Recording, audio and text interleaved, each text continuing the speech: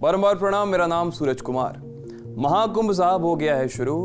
अगर आप महाकुंभ जाने का सोच रहे हैं तो किस तरह तैयारी करें, क्या करें, कौन सा रूट लें, कहां ठहरे, कैसे स्नान करें, ये सवाल आपके मन में जरूर आ रहा होगा। तो अपन सोचें कि क्यों ना इस चीजों को थोड़ा सुलझाकर आसान भाषा में आपके समक्ष रख दिया जाए। तो देखिए साहब, 13 जनवरी से 26 फरवरी तक महाकुंभ है। अब महाकुंभ है तो महास्नान है, शाही स्नान है। और शाही स्नान 29 जनवरी को होने वाला है, जिस दिन मौन अमावस्या है। और उस दिन कहा जाता है कि जो साधु संत होते हैं वो मौन धारण करते हैं और जो उनका जो व्रत है, तप है, वो करते हैं। दूसरा एक 3 फरवरी को आपका शाही स्नान हो गया, 12 फरवरी को और एक 26 फरवरी को है। अब सवाल ये आता है कि संगम पहुंचा कैसे जाए। तो 4 तरह से आप संगम पहुंच सकते हैं। एक तो अगर आपका कार है, गाड़ी है, तो आप उससे पहुंचिए। दूसरा रेलवे स्टेशन है पास में, वहां पे ट्रेन से चले जाइए। तीसरा फ्लाइट है। और चौथा फिर आता है कि आप बस की सुविधा लेके वहां पर पहुंच जाएं। अब रेलवे स्टेशन अगर आप जा रहे हैं प्रयागराज में, तो वहां पे एक रेलवे स्टेशन नहीं है, कई सारे रेलवे स्टेशन है। जैसे एक तो प्रयागराज जंक्शन हो गया, दूसरा प्रयागराज रामबाग है, तीसरा प्रयागराज शिवकी है, चौथा नैनी है, फिर प्रयाग है और फिर प्रयाग संगम है। अब प्रयाग संगम जो कुंभ मेला है उससे थोड़ा सा पास पड़ता है, लेकिन अगर मेरी माने तो आप प्रयागराज जंक्शन पर ही उतरे, वहां तक ही ट्रेन करें। उसका कारण हम बता रहे हैं। नंबर 1, वहां पे आपको सारी फैसिलिटी मिल जाती है। गाड़ी घोड़ा वहां पे आपको तुरंत उतरते ही मिल जाता है, जो आपको कुंभ मेला के पास तक छोड़ देता है। दूसरा ये कि कुंभ मेला की दूरी और प्रयागराज जो जंक्शन है उसकी दूरी करीब 5 किलोमीटर की है, तो आप इसलिए वहां पर उतरें। दूसरा, अगर आप एयरपोर्ट पर उतर रहे हैं, प्रयागराज के एयरपोर्ट पर उतर रहे हैं, तो उसकी दूरी थोड़ी सी ज्यादा है। वो 18 किलोमीटर की दूरी है कुंभ मेला और एयरपोर्ट की। अब अगर आप ज्यादातर लोग क्योंकि स्टेशन पर उतरेंगे, तो वहां से क्या कर सकते हैं, तो वहां पर आप पकड़ें ई रिक्शा। शेयरिंग में आपको ई रिक्शा मिलेगा, 30-40 रुपए लेगा और वो आपको नया पुल जो कि चुंगी के पास है वहां तक उतार देगा। उससे आगे जाने की परमिशन है नहीं, तो आप किसी भी ई रिक्शा या गाड़ी घोड़ा को बोलिएगा तो वो जाने के लिए तैयार होगा नहीं। फिर वहां से अगर आपको मेला एरिया में एंट्री लेना है, अगर आपके पास गाड़ी है, बोल रहे हैं कि हम खुद के गाड़ी से आएंगे, तो आपको चाहिए होगा परमिशन, क्योंकि गाड़ी वही अंदर एंटर हो रहा है जिसके पास या तो परमिशन है या फिर वो वीआईपी की गाड़ी है। अब ट्रैफिक के बारे में भी जान लीजिए, क्योंकि अगर आप जा रहे हैं प्रयागराज तो ट्रैफिक तो मिलना ही मिलना है। तो कोशिश करें कि सुबह पहुंचें। कारण हम बता रहे हैं, नया पुल चुंगी तक जाने में जो रेलवे स्टेशन है वहां से आपको लगेगा 15 से 20 मिनट, अगर आप सुबह पहुंच रहे हैं तो। अगर दोपहर या शाम में पहुंच रहे हैं रेलवे स्टेशन या एयरपोर्ट और वहां से अगर नया पुल चुंगी जाने का सोच रहे हैं, तो आप भयंकर जाम में फंसने वाले हैं। कम से कम 1.5-2 घंटा कहीं नहीं गया, तो इतना टाइम गैप लेकर चलिएगा। अब अगर अपनी कार लेकर जा रहे हैं तो 3 बातें हैं, उसको ध्यान में रख लीजिए। पहला क्या, अब ये हो रहा है साहब कि आप अपनी जो गाड़ी लेकर जा रहे हैं उसको शहर के बाहर ही रोक दिया जा रहा है, अगर आपके पास परमिशन नहीं है तो गाड़ी आपको शहर के बाहर खड़ी करनी पड़ेगी। दूसरा, अगर आप शहर के अंदर आ गए, ठीक है, मान लीजिए, या फिर शहर के बाहर ही हैं, तो आपको जो पार्किंग है उससे खूब जूझना पड़ेगा, क्योंकि पार्किंग इस वक्त भयंकर भरी हुई है। कहीं कहीं जगह मिल रहा है, अगर आप पार्क कर लें तो खुद को आप बहुत खुशकिस्मत समझ लीजिए। तीसरी जो सबसे बड़ी मुश्किल है वो है जाम में फंस जाना। अगर आप जाम में फंस गए तो 2-3 घंटा कहीं नहीं गया, आप भूल जाइए कि आप 2-3 घंटा इधर से उधर पहुंच भी जाइएगा। तो इन 3 चीजों का ख्याल रखिए अगर आप अपनी कार से जा रहे हैं। इसलिए हमारी माने तो हम ये नहीं कहेंगे कि साहब आप अपनी कार को लेकर कुंभ मेला घूमिए।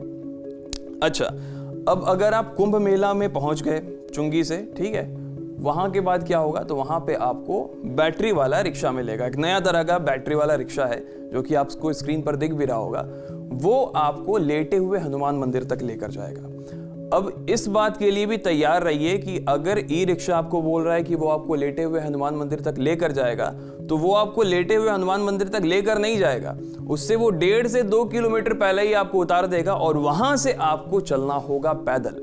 तो इसलिए अगर आपके साथ कोई बुजुर्ग आ रहा है तो इस बात का ख्याल रखें कि व्हील चेयर कम से कम आप लेकर चलें, क्योंकि उनके लिए 1.5-2 किलोमीटर चल पाना वहाँ से जहाँ पे वो छोड़ रहा है रिक्शा, वहाँ से लेटे हुए हनुमान मंदिर तक आ पाना मुश्किल है, तो इस बात का ख्याल रखिएगा।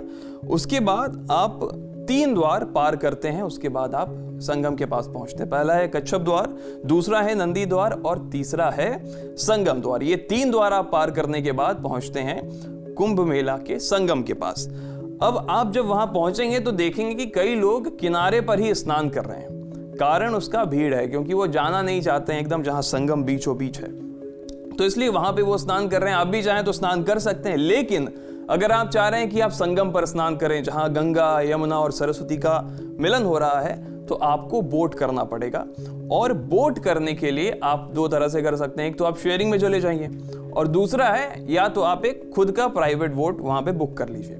अब शेयरिंग वाले बोट का किराया जो है वो कुल 80 से 100 रुपये एक आदमी का ले रहा है। ये बस बोलने भर का लेता है, क्योंकि मेरे पास ऐसी रिपोर्ट भी आई है कि आपको 80-100 रुपये बोलकर चढ़ा तो लेगा, लेकिन क्योंकि साहब महाकुंभ है तो हो सकता है कि फ़ायदा उठा ले, और जब आपको छोड़े तो बोले नहीं साहब 100 रुपया नहीं, कम से कम 200 या 250 रुपये चाहिए होगा। तो ये भी बात ध्यान में रख कर जाएगा एक आदमी का। दूसरा, या तो आप एक बोट को बुक कर लें जिसका किराया 1000-1500 रुपया है, और वो आपको संगम तक लेकर जाएगा। संगम तक लेकर जाने में जो वक्त लगता है वो 15 से 20 मिनट तक लगता है। और वहाँ पे फिर जब आप संगम के पास पहुँचते हैं तो एक प्रॉपर एरिया है जहाँ पर आप नहाते हैं। टेम्पररी रूम्स बनाए गए हैं जहाँ पर आप खुद के कपड़े जो लाए हुए हैं उसको बदल सकते हैं। अब इसके बाद ध्यान रखिएगा कि आपको वापस संगम से किनारे तक आने में 1.5 से 2 घंटे लग सकते हैं, क्योंकि काफी सारे डाइवर्जन्स हैं जो कि बनाए गए हैं। कारण उसका जो ट्रैफिक है संगम में नाव का, बोट का, वो काफी ज्यादा है। कई सारे बोट, कई सारे नाव एक साथ चल रहे हैं, तो उसको काटने के लिए कई सारे डाइवर्जन्स बनाए गए हैं। इस कारण उसको मोड़ के लाना पड़ता है किनारे तक। इस कारण 1.5 से 2 घंटा, यानी कि आपको पहुंचने में तो 15-20 मिनट लग जाएंगे, लेकिन अगर आप आ रहे हैं तो 1.5 से 2 घंटे आपको लगेंगे। इसलिए अगर आपका उसी रोज फ्लाइट है या फिर उसी रोज ट्रेन है, बस है, कुछ भी है, तो उस हिसाब से प्लान करें ताकि आपका कोई भी फ्लाइट या ट्रेन मिस ना हो।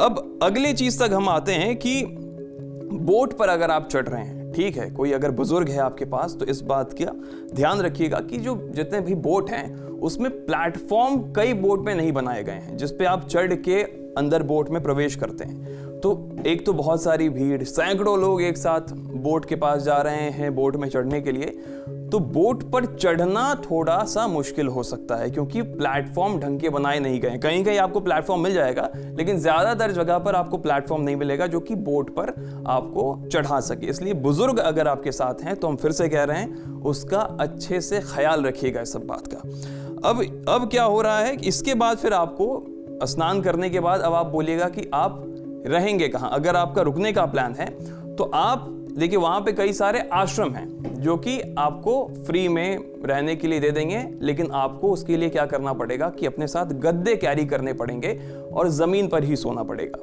तो ये एक चीज है कि वहां पे प्रॉपर बेड नहीं मिल रहा है। अगर आपको होटल में रुकना है तो पहले से ही कमरे बुक कर लें। इसका कारण ये है कि अगर आप वहां पहुंचे और सोच रहे हैं कि साहब वहीं पे जाके होटल या कमरा बुक कर लेंगे, तो इस बात के लिए भी तैयार रहें कि एक कमरे का किराया कम से कम 4 से 5 हज़ार आपसे लिया जाएगा। तो इसलिए बेहतर है कि पहले से ही ऑनलाइन बुकिंग करके रख लें। और अगर आप वहां कर रहे हैं, एक्स्ट्रा गद्दा मांग लिया, तो उसका अलग से 500-600 रुपये आपको लेना पड़ेगा। अगर आप अफोर्ड कर सकते हैं कि कुछ ज्यादा ही पैसा लगे, साहब महाकुंभ में जा रहे हैं, तो जो कुंभ क्षेत्र है वहां कोई होटल नहीं है, लेकिन टेंट की जो वहां पे कई सारे टेंट वहां बनाए गए हैं, उपलब्ध कराया गया है, लेकिन उसका जो किराया है वो एक दिन का 10 से 15 हज़ार रुपया है। तो अगर आप अफोर्ड कर सकते हैं तो जाइए वहां पे रहिए। लेकिन जो मिडिल क्लास लोग हैं, जो गरीब तबका है जो आ रहा है, वो इस बात का ध्यान रखे कि पहले से ही प्री बुकिंग कर लें या फिर कोई आश्रम में ठहर जाए, लेकिन जमीन पर ही सोना, इसलिए गद्दा वगैरह कैरी करें। अब दूसरी बात हो जाती है कि भाई खाने पीने की क्या व्यवस्था है, क्या हमें ज्यादा ढूंढना पड़ेगा? तो देखो वहां पर कई सारे लंगर चल रहे होते हैं, कई अखाड़ों के, कई आश्रम्स के, तो वो आपको मुफ्त में निःशुल्क भोजन कराएंगे। तो इसलिए भोजन की आपको चिंता करनी है नहीं। अगर आप बोल रहे हैं कि हमें लंगर में नहीं खाना है, आश्रम में नहीं खाना है, टेबल कुर्सी पर बैठकर खाना है, तो होटल भी वहां पर है, उचित दाम में आपको वहां पे भोजन मिल जाएगा। भोजन में किसी तरह की लूट नहीं है, क्योंकि पहले से ही तय मानक पे वहां पे दाम में भोजन दिए जा रहे हैं। अब आपके पास एक सवाल और आएगा कि साहब ट्रांसपोर्टेशन की क्या व्यवस्था है? अगर हम कुंभ क्षेत्र में चले गए तो आप 1.5 किलोमीटर हमको तो वहाँ से स्नान करने के लिए आप भेज दिए पैदल, लेकिन वापसी में कोई साधन है या नहीं है? तो कोई साधन नहीं है। आपको अगर किसी आश्रम में जाना है, किसी अखाड़े में जाना है या कहीं घूमना है, तो पैदल चलने के लिए तैयार रहिए, क्योंकि कोई भी ट्रांसपोर्टेशन को कहीं भी रोक दिया जाता है। किसी की आवाजाही आगे नहीं जाने दी जा सकती है, क्योंकि अभी प्रशासन बहुत ही मुस्तैद है, तो इस बात का ध्यान रख रहा है कि जाम जो है, गैदरिंग, क्योंकि लोग ज्यादा हैं और लोग अगर ज्यादा है, उस बीच गाड़ी घोड़ा भी आ गया तो फिर तो चौपट हो जाएगा। इसलिए लोगों को पैदल ही घूमना पड़ रहा है। तो आपको 5, 7, 8, 10 किलोमीटर भी पैदल चलना पड़ सकता है। कई लोग तो 15-20 किलोमीटर भी पैदल चल के आ रहे हैं, जो अखाड़े घूम रहे हैं, आश्रम घूम रहे हैं, जो वायरल बाबा से मिलने जा रहे हैं, जो कि आप सोशल मीडिया पर भी देख रहे होंगे। तो इसलिए आपको पैदल घूमना पड़ेगा। अब एक अगर पैदल घूम रहे हैं और महिलाएं आपके साथ हैं या पुरुष भी आपके साथ हैं, तो एक सवाल होगा कि साहब शौचालय की व्यवस्था है या नहीं है इतने बड़े मेले में? तो उसके लिए आप निश्चिंत रहें। जगह जगह पर, डेग डेग पर आपको शौचालय मिलेंगे, जहां पर आप आराम से जा सकते हैं। महिलाएं भी अगर हैं तो उसके लिए आपको चिंता करने की जरूरत नहीं है। अब ये तो कुलजमा बात हो गई, महाकुंभ में कैसे जाएं, क्या करें, नहीं करें। मेरा टेक सुन लीजिए कि अगर हम जा रहे हैं या फिर हम गए हैं, तो हम क्या किए हैं कि हम एक ही दिन में सब कुछ कार्य करके वापस आ गए हैं। हम पहले दिन गए, सुबह गए, हमने डुबकी लगाई और उसी रोज शाम को हम घर निकल गए। कारण उसका ये था कि आपके साथ कई सारे लोग हैं, बुजुर्ग हैं, चलने में तकलीफ है, तो आप ज्यादा उनको लेकर टहल नहीं सकते हैं। अगर टहल रहे हैं तो आप व्हील चेयर हमेशा कैरी करिए, जो कि हम बोल भी रहे हैं। दूसरा ये कि रहने की जो व्यवस्था है वो काफी ज्यादा महंगी है। तो 2 दिन 3 दिन भी अगर रुक रहे हैं तो आपके सिर्फ लिविंग में 8 से 10 हज़ार रुपए एक रूम में खर्च हो रहे हैं। प्लस अगर 4-5 लोग हैं तो गद्दे एक्स्ट्रा चाहिए होंगे, तो जो अमाउंट है वो 12-13 हज़ार का चला जा रहा है। ठीक है, सिर्फ रहने का, खाने पीने का या फिर घूमने का, उसको हटा दीजिए। तो इसलिए अगर आप अकेले जा रहे हैं या फिर चाह रहे हैं कि कुछ पैसे में ही हम जाके महाकुंभ में डुबकी लगा के आ जाएं, तो आप एक दिन का ही प्लान करें और वहां से वापस अपने घर को आ जाएं। तो ये कुल ब्यौरा है। अगर आप महाकुंभ जाने का प्लान कर रहे हैं तो इस तरह से आप जा सकते हैं। बाकी आपको ये वीडियो कैसा लगा हमें कमेंट करके जरूर बताइएगा और देखते रहें TV9 भारतवर्ष।